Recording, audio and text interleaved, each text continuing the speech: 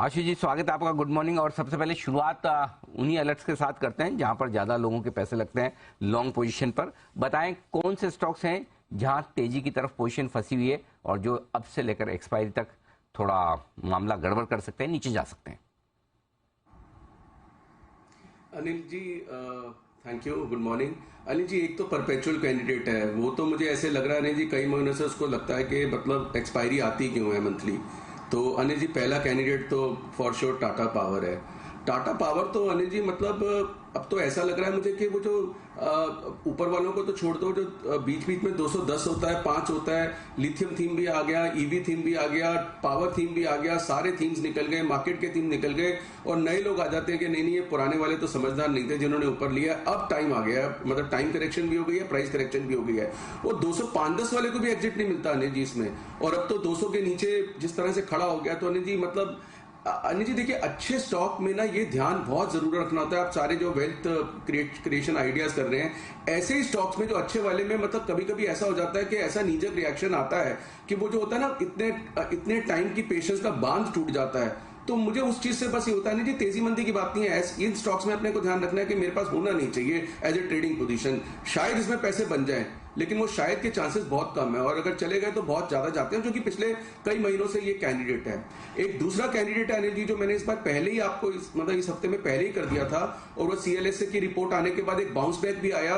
वैसे तो सीएलएसए की रिपोर्ट्स में इतना रिएक्शन आता नहीं, और मुझे समझ नहीं आया क्यों आया, वो था रिलायंस। अनिल जी 2250 पे आइडेंटिफाई किया था, 2200 का सेलर बना, और सीएलएसए की रिपोर्ट में 2290 हो गया था परसों, और आज अनिल जी देख लीजिए वापस। तो ये सेकंड कैंडिडेट अनिल जी रिलायंस, और रिलायंस बहुत महीनों बाद, मैंने कहा महीने नहीं शायद 1-1.5 साल बाद ये उस मेरी लिस्ट में आया है कि जो एक्सपायरी अलर्ट या एक्सपायरी एक्सीडेंटल कैंडिडेट है, हाईली ओवरबॉट कैंडिडेट है अनिल जी। और एक दो इंटरेस्टिंग आइडियाज हैं।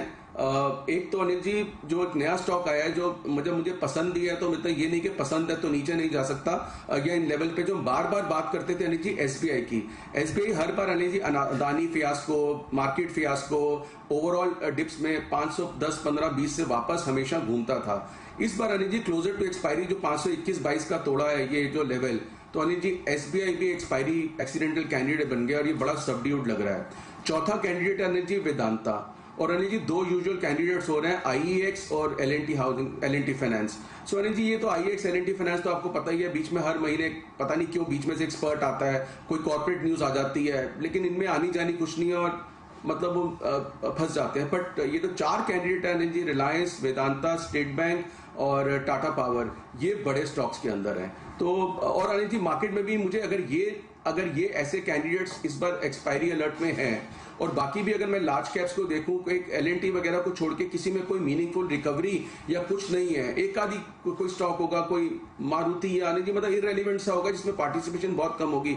मुझे नहीं लगता कि अगले 4 दिन में मार्केट क्यों ऊपर जाएगी।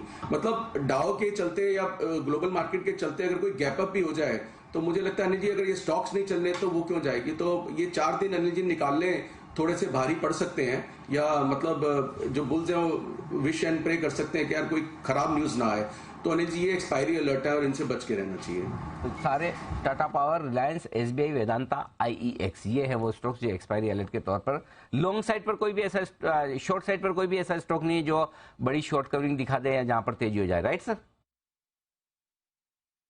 जी शॉर्ट साइड पे इस बार इंसिडेंटली एंड अनफॉर्चुनेटली कोई भी नहीं है ऐसा स्टॉक अनिल जी। आज